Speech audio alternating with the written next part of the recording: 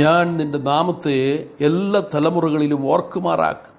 അതുകൊണ്ട് ജാതികൾ എന്നും എന്നേക്കും നിനക്ക് സ്തോത്രം ചെയ്യും.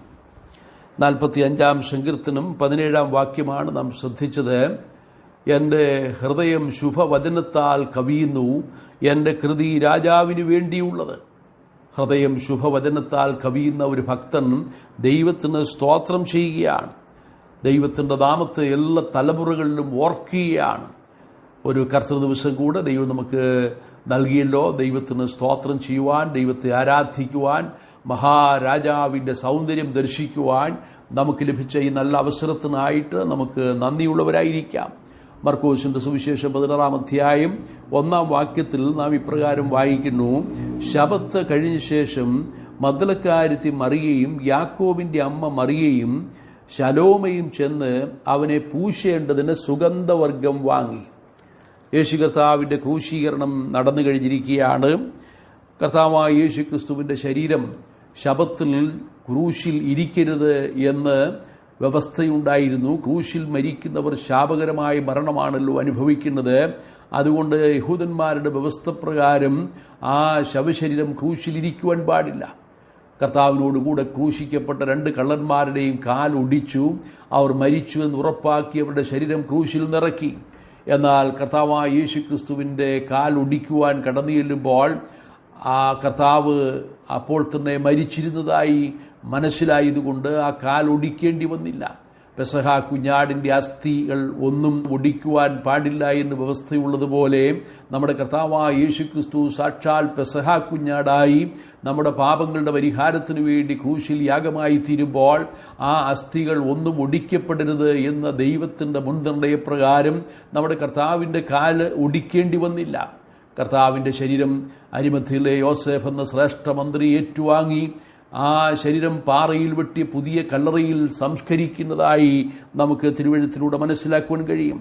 ആ സന്ദർഭത്തിൽ കർത്താവിനെ വെച്ചതായിരിക്കുന്ന ഇടം മഗ്ദലക്കാരത്തി മറിയയും യോസയുടെ അമ്മ മറിയയും നോക്കി കണ്ടു എന്ന് നാം 15 അധ്യായം 47 വാക്യത്തിൽ വായിക്കുന്നു. അപ്പോൾ കർത്താവായ യേശു ക്രിസ്തുവിനെ ക്രൂശിക്കുന്ന ആ സന്ദർഭത്തിലും യേശു കർത്താവിനെ അടക്കുന്ന സന്ദർഭത്തിലും ഈ സ്ത്രീകൾ കർത്താവിനെ വിട്ടുപിരിയാതെ കർത്താവിനോടൊപ്പമുണ്ടായിരുന്നു എന്നുള്ളത് നമുക്ക് ചിന്തിക്കുവാൻ കഴിയുന്ന വസ്തുതയാണ്. ശിഷ്യന്മാരെല്ലാവരും കർത്താവിനെ വിട്ട് ഓടിപ്പോയി എന്ന് നാം വായിക്കുന്നു. പത്രോസ് ദൂരവേ കർത്താവിനെ അനുഗമിച്ചതായും പത്രോസ് കർത്താവിനെ തള്ളിപ്പറഞ്ഞതായും നമുക്ക് തിരുവെഴുത്തിലൂടെ മനസ്സിലാക്കുവാൻ കഴിയുന്നുണ്ട്. എന്നിരുന്നാൽ പോലും ചില സ്ത്രീകൾക്ക് ധൈര്യസമേതം കർത്താവിനെ പിൻപറ്റുവാൻ കഴിഞ്ഞു. എന്തുകൊണ്ട്? നാം തിരുവെഴുത്തിൽ വായിക്കുന്നു, തികഞ്ഞ സ്നേഹം ഭയത്തെ പുറത്താക്കി കളയുന്നു. ഈ സ്ത്രീകൾക്ക് കർത്താവിനോടുള്ള സ്നേഹം അതിരറ്റതായിരുന്നു.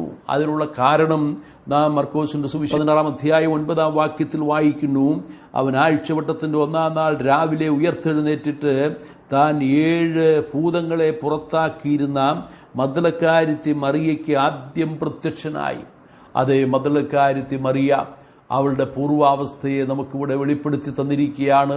അവളിലുണ്ടായിരുന്ന ഭൂതങ്ങൾ 1 അല്ല 2 അല്ല 7 ഭൂതങ്ങൾ ബാധിച്ചിരുന്ന പിശാചിനാൽ ബന്ധിക്കപ്പെട്ടിരുന്ന ഒരു സ്ത്രീയെ, അവളുടെ അവസ്ഥ ഏറ്റവും കഷ്ടതരമായിരുന്നു. അങ്ങനെയുള്ള അവസ്ഥയിൽ അവൾ വളരെ കഷ്ടപ്പെടുമ്പോൾ, അവൾ വളരെ ഭാരപ്പെടുമ്പോൾ ആ പിശാചിൻ്റെ പിടിയിൽ നിന്ന് മോചിപ്പിച്ചത് കർത്താവായ യേശു ക്രിസ്തുവാണ്. ഈ സ്ത്രീയുടെ ഹൃദയം കർത്താവിനോടുള്ള സ്നേഹത്താൽ പിടയുകയാണ്. ആ കർത്താവിനെയാണ് അവൾ കണ്ടത്. ആ കർത്താവ് അവൾക്ക് വേണ്ടിയാണ് ക്രൂശിക്കപ്പെട്ടത്. അവളുടെ പാപങ്ങൾക്ക് പരിഹാരം നൽകിയത് കർത്താവായ യേശു ക്രിസ്തുവാണ്. ആ യേശു കർത്താവിനെ അവൾക്ക് സ്നേഹിക്കാതിരിക്കുവാൻ കഴിയില്ല.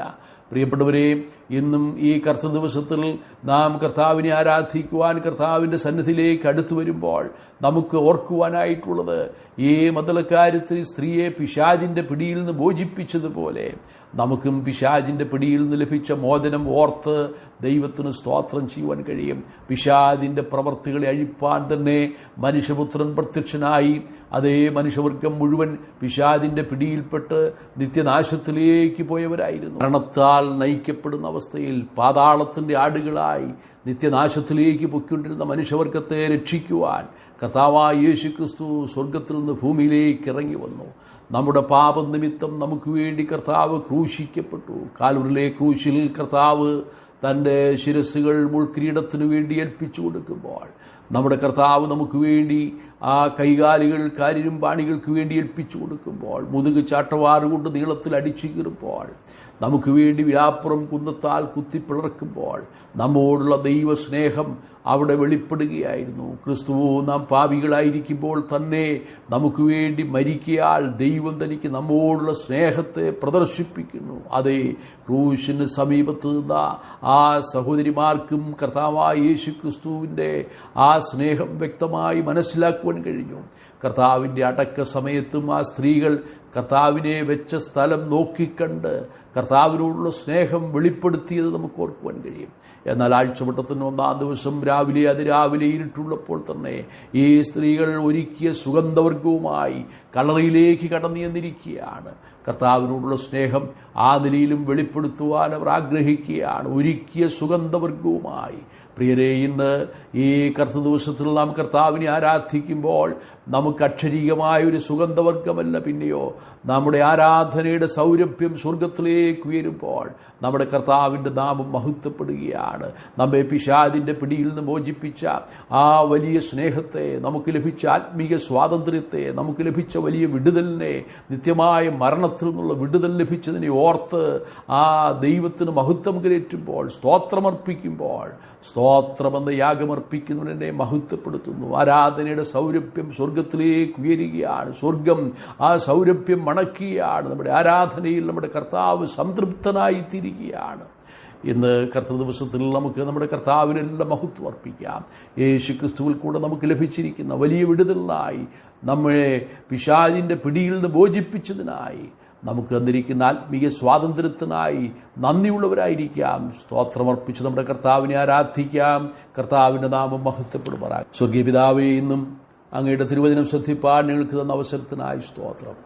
ആ മദ്ദളക്കാരത്തി മറിയയ്ക്ക് ലഭിച്ച വലിയ വിടുതലിനെ ഓർത്ത് അവൾ ദൈവത്തിന് മഹത്വം കരേറ്റുമ്പോൾ, അവൾ ആ ഒരുക്കിയ സുഗന്ധവർഗവുമായി ആഴ്ചവട്ടത്തിൻ്റെ 1-ാം ദിവസം ഇരുട്ടുള്ളപ്പോൾ തന്നെ കല്ലറയിലേക്ക് കടന്നു ചെല്ലുമ്പോൾ കർത്താവിനോടുള്ള അവളുടെ വലിയ സ്നേഹം വെളിപ്പെടുത്തുമ്പോൾ, ഞങ്ങൾക്കും ഇന്ന് അവിടുത്തെ സന്നിധിയിലേക്ക് അടുത്തു വന്ന് ഞങ്ങളെ സ്നേഹിച്ച മഹാസ്നേഹത്തിൻ്റെ മുമ്പിൽ അങ്ങേക്ക് സ്തോത്രം കരേറ്റുവാൻ, അങ്ങേ ആരാധിക്കുവാൻ ലഭിച്ച അവസരത്തിനായി ഞങ്ങൾ അങ്ങേ സ്തുതിക്കുന്നു. കർത്താവേ, ഞങ്ങളെ പിശാചിൻ്റെ പിടിയിൽ നിന്ന് മോചിപ്പിച്ചതുകൊണ്ട് സ്തോത്രം.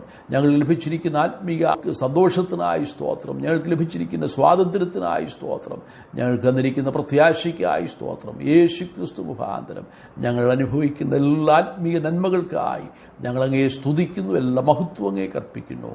ക്രിസ്തു യേശുവിൻ്റെ ധന്യമായ